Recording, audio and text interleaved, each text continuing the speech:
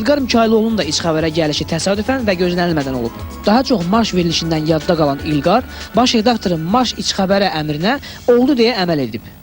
Anonsları oxuduq, mikrofonlar da təbii ki açıq idi onda da.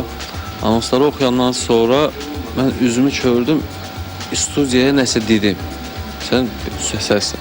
Bir moment birdən yadıma düşdü ki, mikrofon açıq, səs getdi efirə. Ondan sonra məlum oldu ki, bəs efirə girən heç də mənim səsim deyirdi. O hadisədən sonra, danışandan sonra başıma vurdığım yumruqların səsi daha çox yaxşı gəlmişdi efirə, nəyə ki danışırım. İç xəbər tarixçəsində həm aparıcı, həm də müxbir kimi tanınan Xatirə İsmailova. Xatirə bizim ən kaprizli jurnalistlərimizdən biridir. O həm rejissordur, mən demişəm. Həm aktyorda olur hərdən, həm də ki reportyordur. Ən operativ jurnalistlərdən biridir. 2004-cü ildən ANS-də rejissor kimi işləyən Xatirə ötən ilin yanvarında iç xəbərə keçib. Yadda qalan materialları ilə fərqlənən Xatirə özünü iç xəbərsiz təsəvvür etmir. Xatirə İsmailova. Xatirə salam. Başına açılsın bir səslənkidən. Düzünü deyim, əvvəl qorxmuşdum ilk gələn günlər. Bunu Fidan da təsdiqləyə bilər. Birinci gün idi gəlmişdim. Çəkilişə göndərmişdilər. Hətta çəkilişdən gələndən sonra Ləman belə acıqlı-acıqlı mənə demişdi. Otur bir yaz görüm, yazmağın necədir vəbşi? Ondan sonra görmüşdüm ki, nəsə mənə çox çətin gəlmişdi və Fidana demişdim ki, ya boş tak ne могу, ya uxaju. Yadındadır Fidan. Bir dəfə efirdəyəm mən. Sabezin bir müdirəsi var idi. Adı yenə yadımdan çıxdı. Tacirə xanımı idi. Mən onun adını belə yazmışam. Əl yazma ilə yazmışam. Efirdə oxumağa çalışıram. Başa düşməm nə deyirəm. Axırda ona faciə xanım demişdim. Tacirə faciə, hə. Harda hadisə, orada natiq, harda kriminal, ölüm, orada natiq. Bizim natiq kriminalistimizdə, ona görə onun öz sahəsi var. 2000-ci ildən ANS-ə dəvət alan Natiq Qədimov bura qədər bir neçə qəzetlərdə jurnalist kimi çalışıb.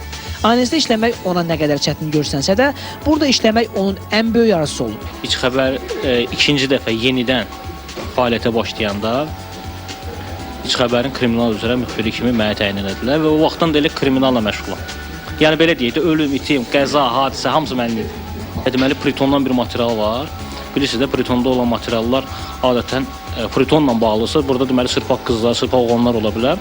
Və mənə bir prodüser kimi belə deyək, tapşırıq verilmişdi və böyük bir məsuliyyət üstündəki həmin o qadınların bəzi yerlərini bağlamalıydım mozaika ilə. Birdən ayıldım, məndə elə şeylər oldu. Birdən ayıldım ki, efir başlayır, aparıcılar da çağırırlar ki, hardadır, nə oldu, material. Gəldim, skroy kaseti götürdüm, o da montaj olmuş variantdır. Ancaq onun üstündə o dediyim kimi də bəzi yerlər bağlamalı, o bağlanmıyor. Bir də baxdım, gördüm ki, bu qız lüt getdi. Axı, mən onu bağlamışdım, biraz keçdi, o biri qız da lüt gedir. Birdən ayıldım ki, bütün veriliş başladan hamısı lüt qızlardır. Biri ora qaçır, biri bura qaçır. Və ona görə də mənim səhvlərimizə 10% cərimə edildilər. Deməli, Anar, çox gözəl xətti var. Çox yaxşı reportyordur. Yazmağı sözü çoxdur. Bu da ən yaxşı xüsusiyyətlərindən biridir. Bakı Dövlət Universitetinin jurnalistika fakültəsini bitirib əskərliyə gedən Anar Nəcəfli bəlkə də ağlına belə gətirməzdi ki, aparıcı telekanalın aparıcı verilişinin müxbiri olacaq. Axırıncı dəfə, yəni gülməli oldu, axırı xoşa gəlməz qutardı. Deməli, otaqda həmişək kimi oturmuşduq uşaqlarla, iç xəbərin uşaqları ilə. Yəni, nəsə gülməli söz danışıldı, bəkdəndən güldük hamımız. Bu qonşu otaqda da bizim baş direktorumuz oturur. Onun köməkçisi gəldi ki, bəs kim güldüsə dərhal izahat yazsın, nəyə görə gülüb. Biz də indi baş direktor nə qədər olmasa əmrə tabi olduq, izahatımızı yazdıq. Axır da sonunda oldu ki, hamımıza xəbərdarlıq verildi, güldüyümüzə görə. Tabii, ümumiyyətlə, yaxşı veriliş tamaşaçısı ilə seçilir. Mən də iç xəbərə çoxlu tamaşaçı arzulayıram. Növbəti biləcəyiniz məlumatlar iç xəbərin son beşikləri. Yəni iç xəbər komandasında nisbətən az staja malik olan və ANS-in yaratmış olduğu ANS teleradio və jurnalistika kurslarının məzunları Amil Hacıyev və mənim haqqımda olacaq.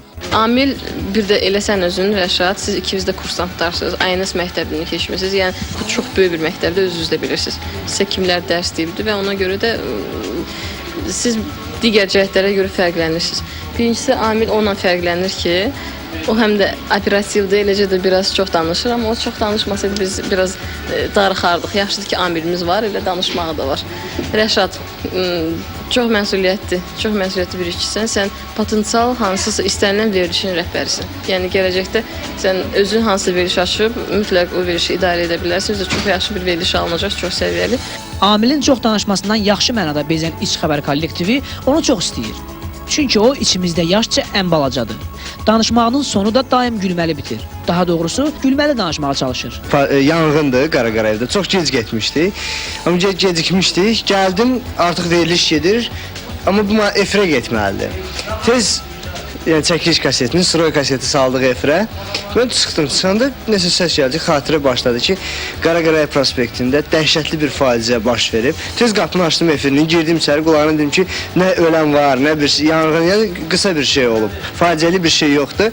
Xatirə tez sözünü dəyişdirib, özünümşən professional arasına qayıtdı ki, hər halda dəhşətli də olmasa, nə də faciəvi olmasa, hadisədir.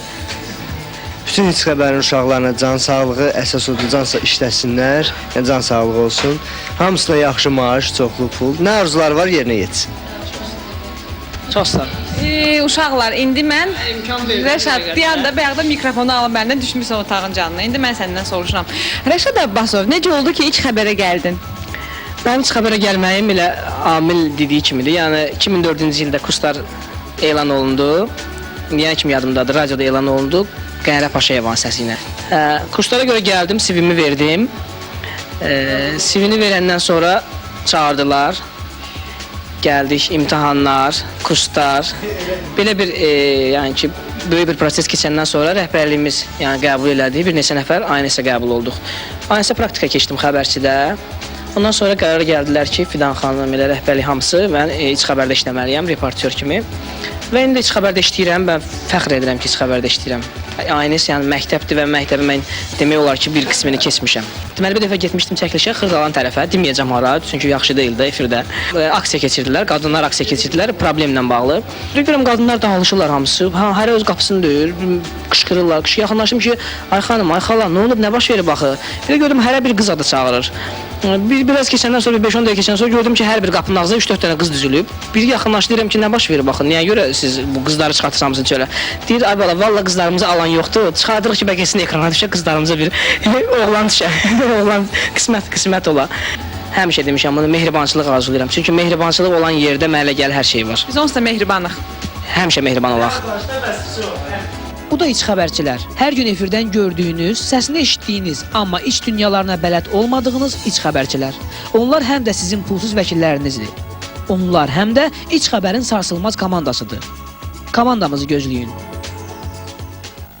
Rəşad demiş, komandamızı gözləyin, amma hər yerdə, çünki biz lazım olan vaxtda, lazım olan yerə mütləq gələcəyik. Sözün əsl mənasında tam ailə olmuş İç Xəbər komandasının sadiq üzvlərindən biri Ləman Ələşrəf qızı ilə xüsusi tanışlığa dəyər. O, Ləman Ələşrəf qızından ki, oturanı qaçırdı, ağzına sualanı qışqırdıb, çox güləni ağladaraq sizə isə bunu məzəli dildə təqdim edib, həm əhvalınızı açıb, həm də problemlərinizdən hər kəsi xəbərdar edib.